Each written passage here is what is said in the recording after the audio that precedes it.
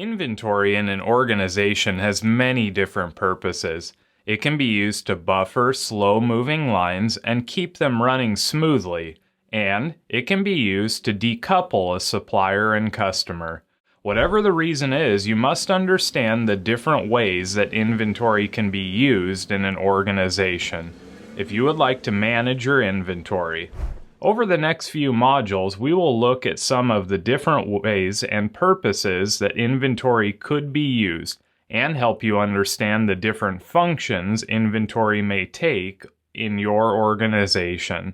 You will learn what it means to decouple inventory, what it means to buffer inventory, what safety stock is, what hedging is, and what lot sizing or batch inventory is.